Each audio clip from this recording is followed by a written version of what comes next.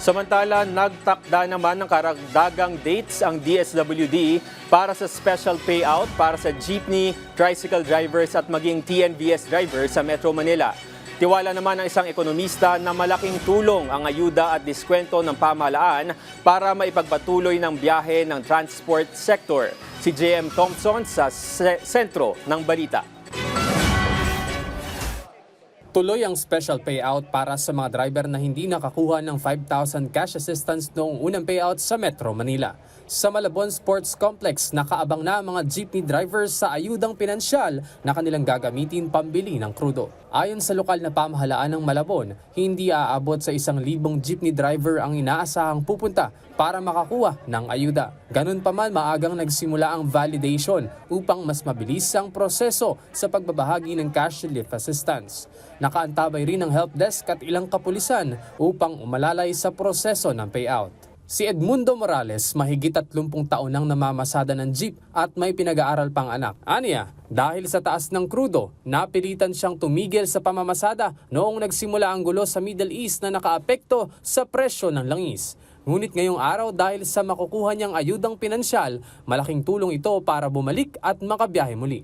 Gagamitin ko yan sa pagkain namin, saka yung makapabili man lang ng krudo kahit makapamasada ako. Isa lang si Edmundo sa mga jeepney driver na hindi nakakuha noong unang payout dito sa Malabon. Ayon sa ilang tsuper, ang ilan sa kanila ay hindi kasama sa naunang listahan. Mayroon ding ilan na nagkaroon ng problema kagaya ng permit, letra sa pangalan at numero sa birthday. Patuloy namang sinisiguro ng Department of Social Welfare and Development o DSWD na makatatanggap ang lahat ng kwalipikadong driver, katuwang ang kagawaran ng Land Transportation Franchising and Regulatory Board o LTFRB at mga local government units. Bukas magaganap ang special payout sa mga TNVS driver at sa April 17 naman para sa additional payout sa mga PUJ at TODA driver sa Metro Manila. Sa mga kukuha pa lamang ng ayudang pinansyal, para masiguro nakasama ang inyong pangalan sa mga listahan sa mga payouts, bisitahin ang official Facebook page ng DSWD o LTFRB at makipag-ugnayan sa grupong inyong kinabibilangan para pagdating sa mga payout sites, siguradong makukuha ang ayuda. Samantala, si Ricardo Ongota naman, mahalaga ang ayudang matatanggap dahil malaking tulong ito sa kanyang asawa na kasalukuyang buntis at para na rin magamit pambili ng krudo.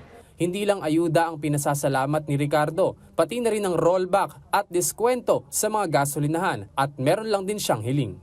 Maganda kung may tuloy-tuloy ang baba ng diesel kahit papaano lahat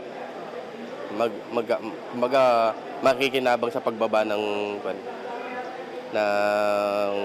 kasi lahat po ng produkto tataas pag mataas doon ng diesel eh. Sa pagsisiguro ng pamahalaan na mabigyan ng mga tsuper na lubhang apektado ng suliranin sa langis, tuloy-tuloy ang mga tulong upang kahit papano'y tuloy-tuloy rin ang kanilang pasada. Sa katunayan, ayon kay DSWD Secretary Rex Gatchalian, sa huling tala noong April 10 nakapagbahagi na ng 5,000 cash assistance sa mahigit 500,000 PUV drivers sa loob at labas ng NCR.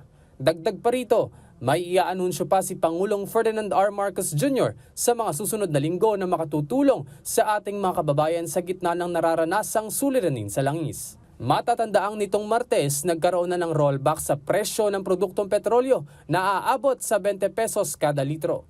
Ayon sa ekonomistang si Michael Ricafort, malaking inisyatibo ang mga ayuda at diskwento lalo na ang rollback upang makatawid ang mga driver sa pang-araw-araw na pamumuhay.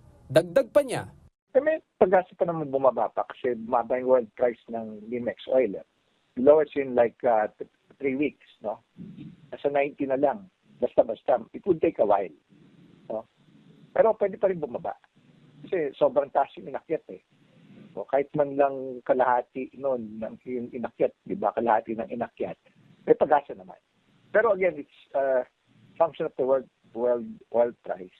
World energy prices, pati yung international price ng gasolina, diesel, sa minot cuts, and yung kung mag-progress yung ceasefire, ma-extend yon, or it would lead to an agreement or a deal. So, particularly a peace agreement.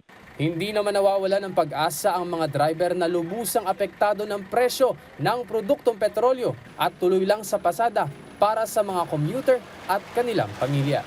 J.M. Thompson para sa Pambansang TV sa Bagong Pilipinas.